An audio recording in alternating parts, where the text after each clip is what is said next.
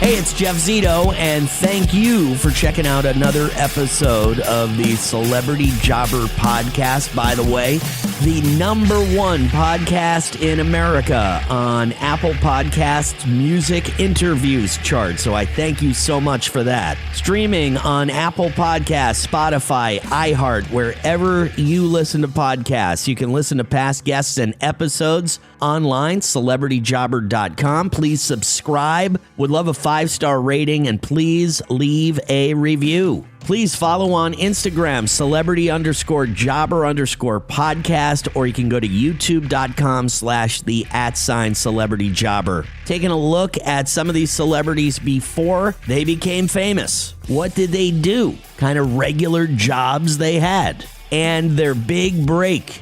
Was it a phone call? Was it a moment in time? Some situation or instance that changed their life forever.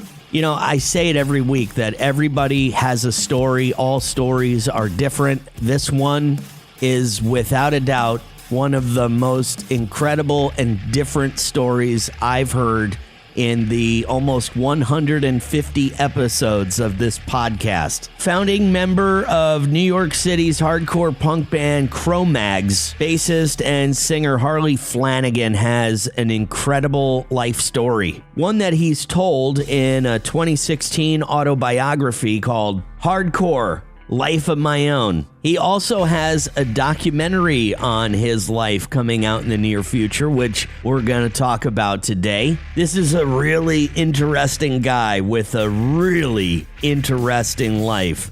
So without further ado, founding member of New York City's hardcore punk band, the Cro-Mags, Harley Flanagan, is my guest this week on Celebrity Jobber. The Celebrity Jobber Podcast with Jeff Zito. If you like what you hear, please subscribe, give a 5-star rating, and leave a review. Check out all our past episodes on Apple Podcasts, Spotify, or wherever you pod. What if these celebrities weren't famous? What would they have become? What was their first job? We're about to find out. Hey, Harley. How's it going, man? I'm all right. How you doing? I'm pretty good, man. It's good to meet you. And what what an extraordinary life, I'd say, right? That's one way of putting it. Yeah. So, I mean, there's so much to cover, and I mean, the one thing that I want people to realize, and I want you to explain a lot of it, is your upbringing is so non-traditional. I mean, your life as a child is not the life of a usual kid growing up. First of all, you grew up in New York City, which if people not from New York City, they don't realize what that's like growing up there. But tell me about your life as a kid. And I mean, it's crazy. Tell me about your mom. Tell me a little bit about your mom. All right. I'll start with mom. My mom was what I would say a victim of the 60s because she was very young back then. And, she was always really into music, and she was a hippie, and basically the culture of the times was all drugs and, free, love and blah, blah, blah. And it all sounds great. Everybody likes to, talk about those days like it was some glorious period of time. But I think it really kind of screwed a lot of people up, and actually I was the byproduct of that era. So, I grew up watching all the adults on drugs, watching them all running around naked, watching everybody just be a mess, and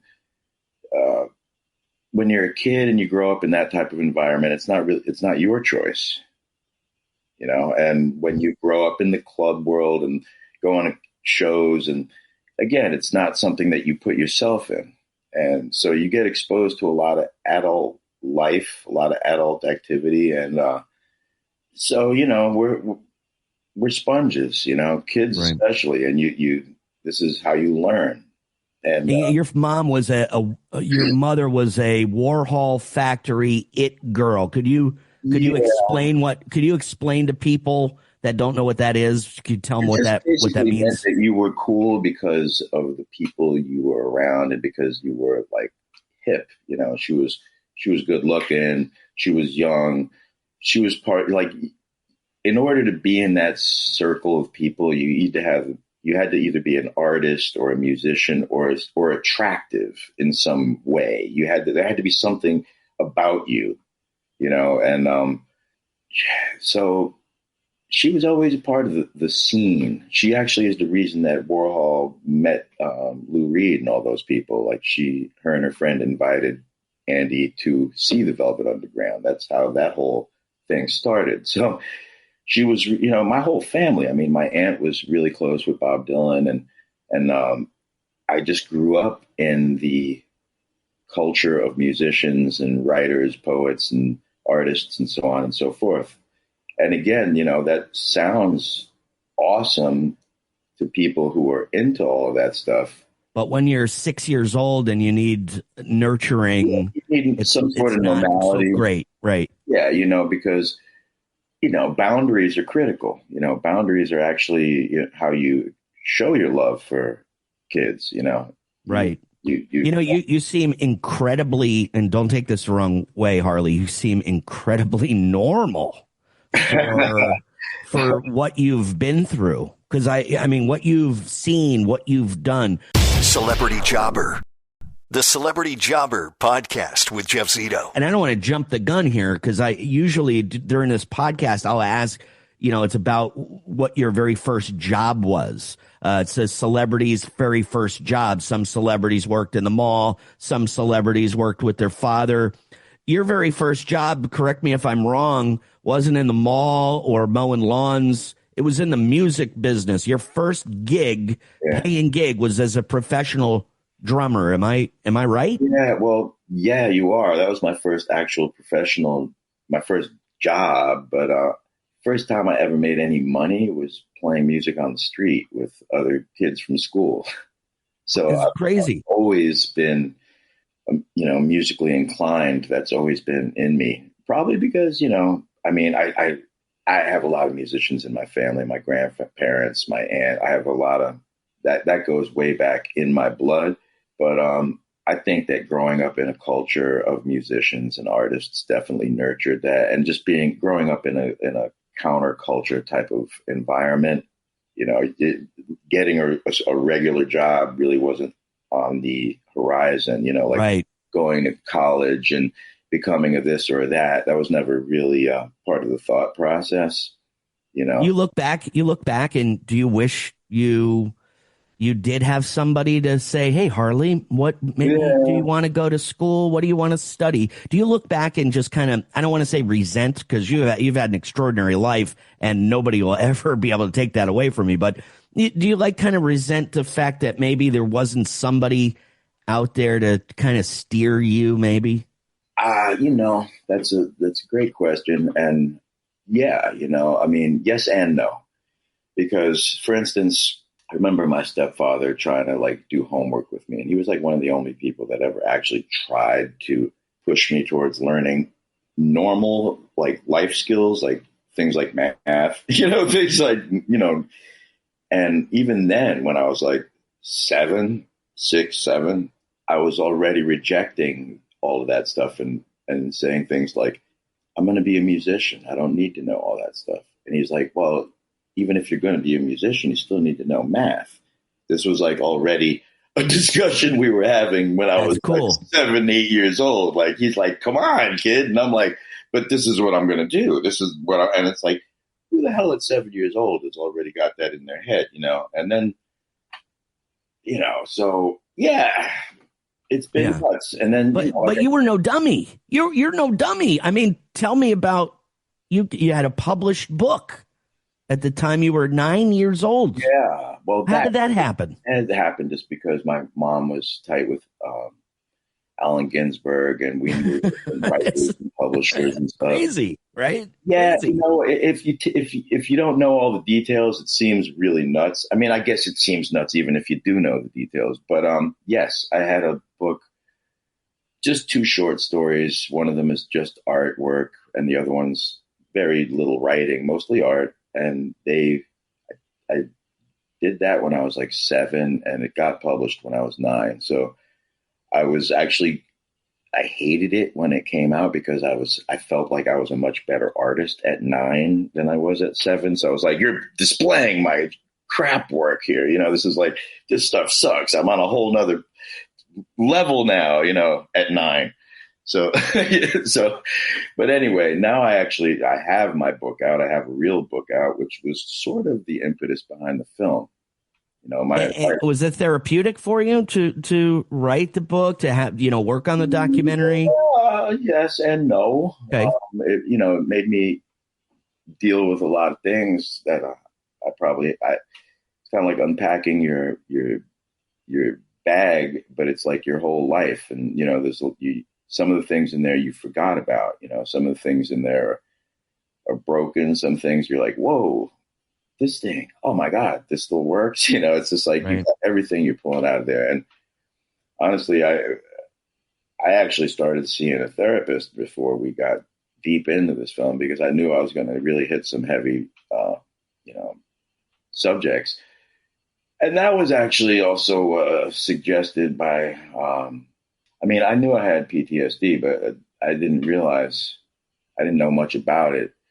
I was actually told I had PTSD by Jocko Willink, and he was like, I'm no professional. I'm not a therapist, but I have a little bit of experience in this subject. And I believe that without a doubt, you have PTSD. And there's no doubt. No doubt. I believe you 100%. When a Navy SEAL tells you that you have PTSD, you got to take pause.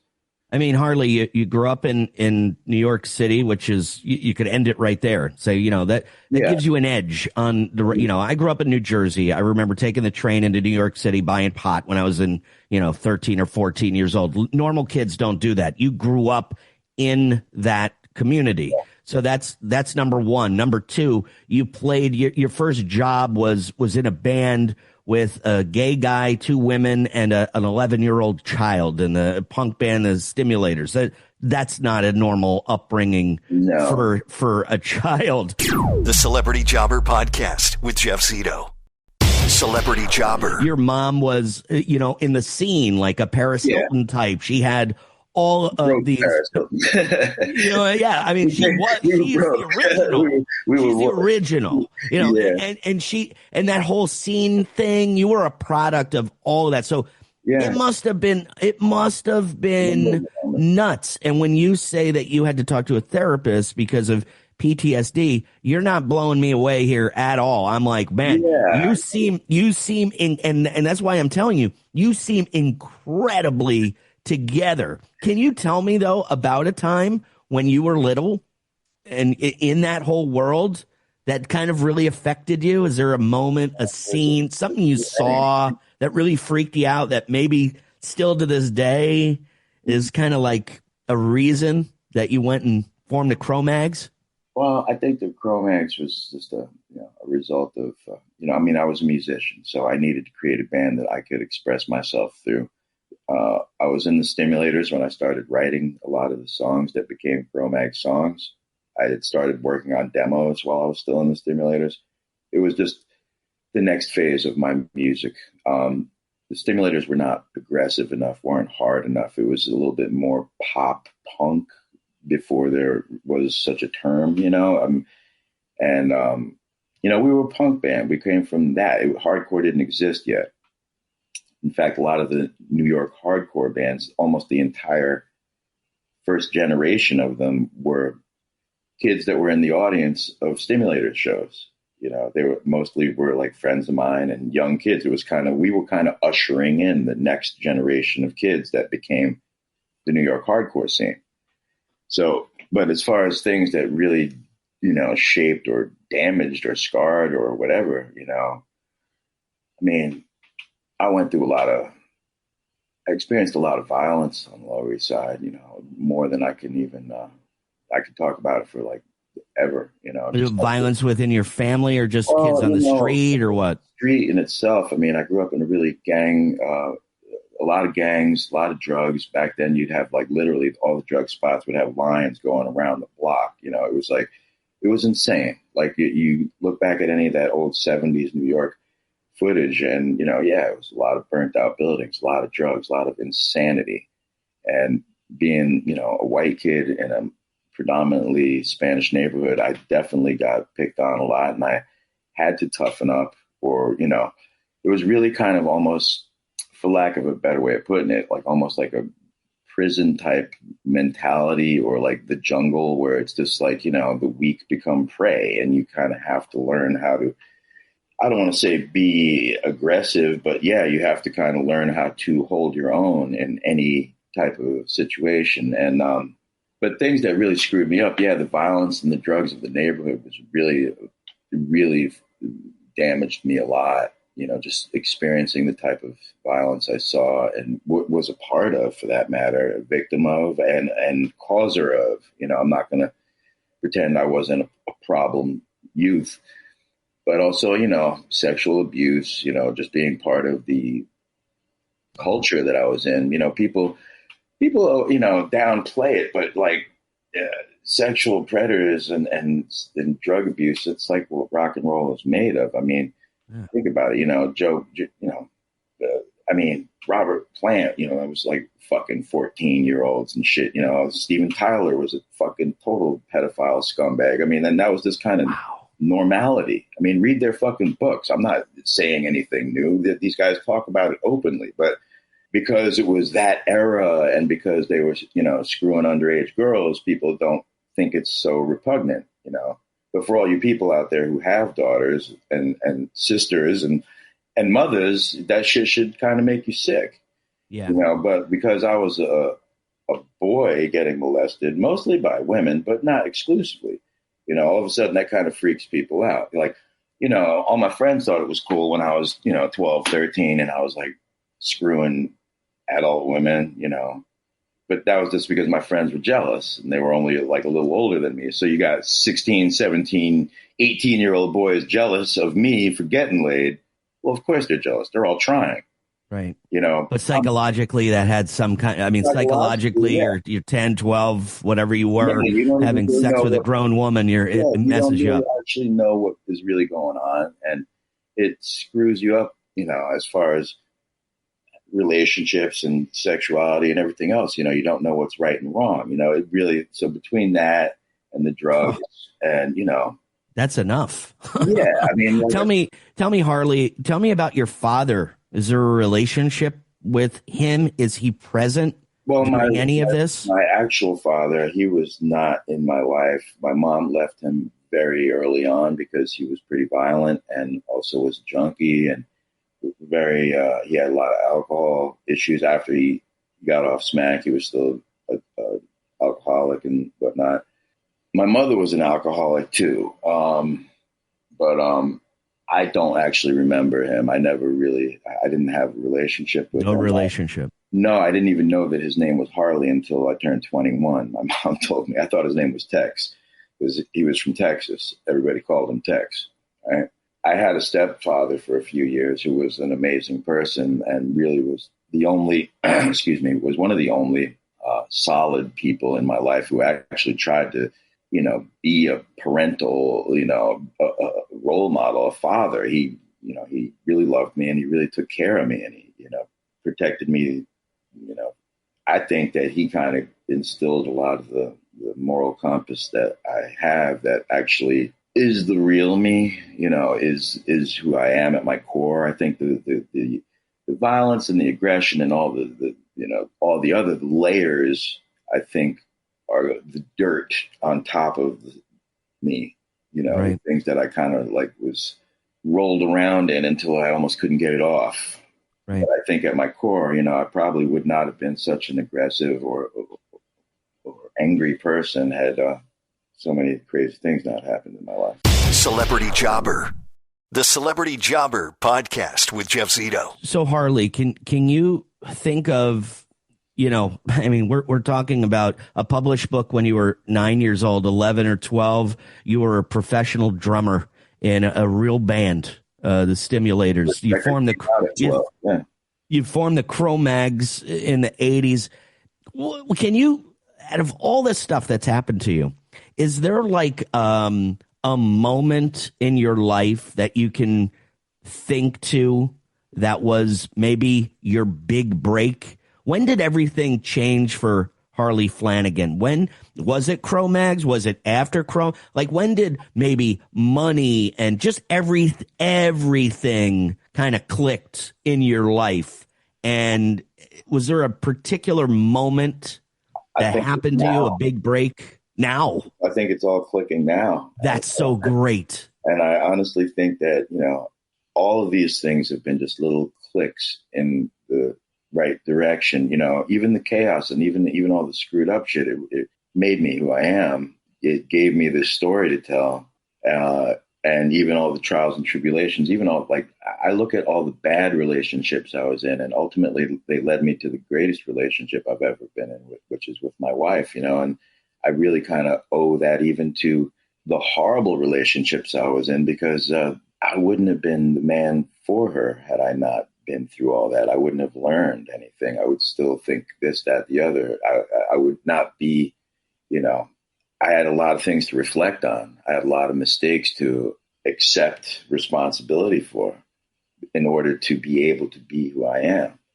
I think ownership is key. If I was to say, what's the one big difference between me and a lot of my friends, it's that I finally got to a place where I accepted what an a-hole that I was for a lot of my life, and granted, I know the reasons why, I know all the ingredients that went into it, but at the end of the day, you're still responsible for your own actions, and, again, the frontal lobe in the brain doesn't even start to activate in young males until you're in your early 20s. So, you're kind of firing on impulse and you're not really, but there comes a point when you have to start to not just take ownership, but you have to start to, develop the empathy and the care, because if you don't, if you just stay on that same path, I mean, look at where we are. Right. Look at where we are.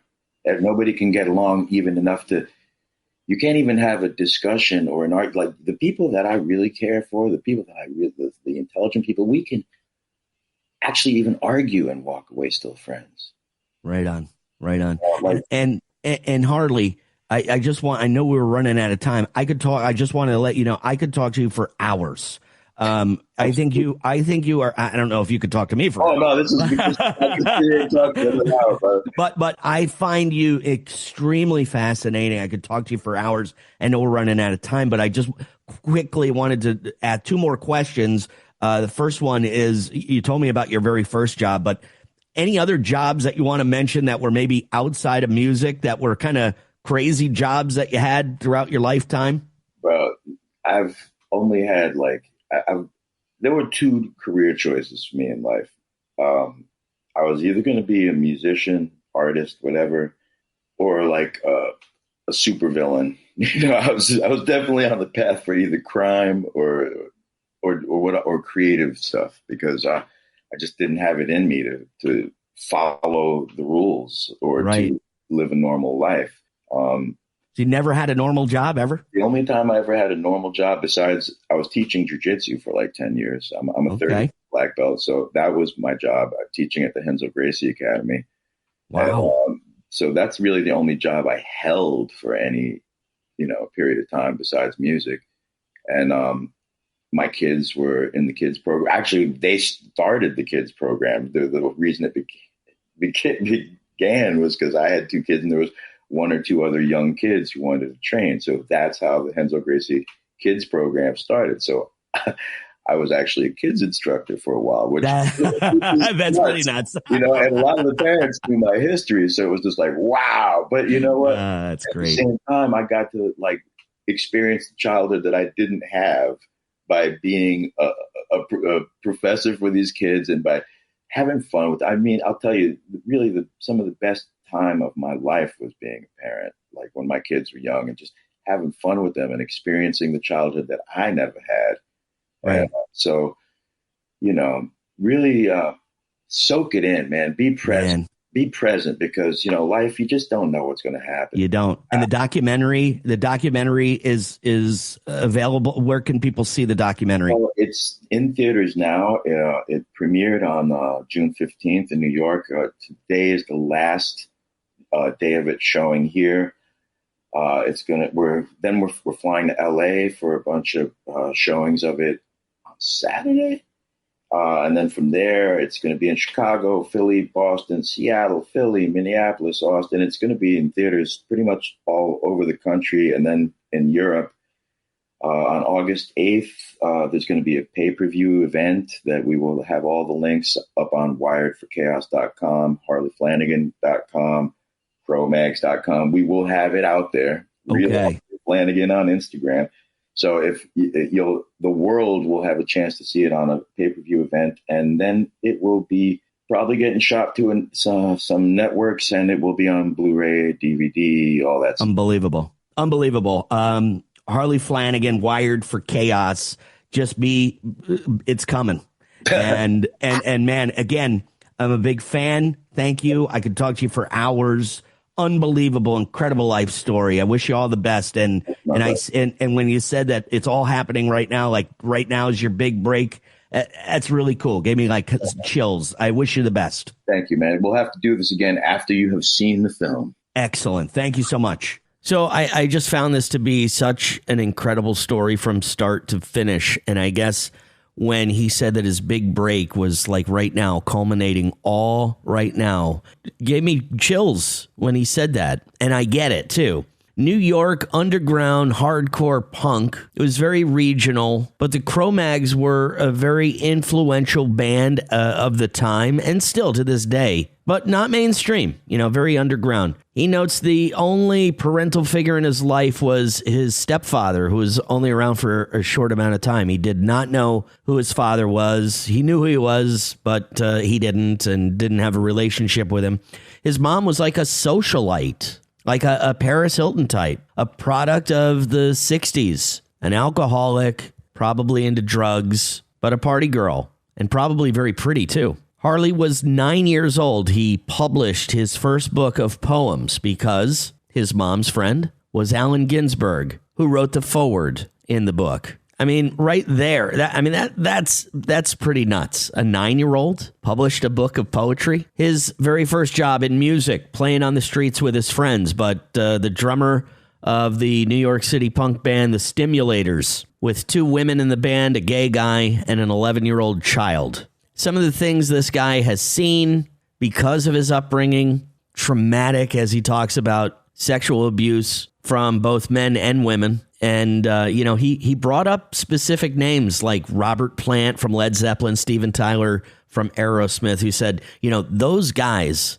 were, banging underage girls big time because in the 70s, it was okay, quote unquote. It's not okay, but that was the time. And he shined a light on that, which I thought was pretty crazy. His only real job in his whole life, he taught jujitsu. He says he's done that for 10 years. So he's kind of had somewhat of a normal life for a period of time. Really excited to see this documentary, which going around the film festival circuit right now. It'll be available for pay-per-view coming up in a few months. It's called Harley Flanagan, Wired for Chaos. Do yourself a favor if you're not familiar with the band Cro-Mags. Go to YouTube and listen, and you'll be like, wow, this doesn't sound like old music. It's like a cross between punk and thrash. It's like heavy metal in layman's terms for, today's type of music, What a great story, man.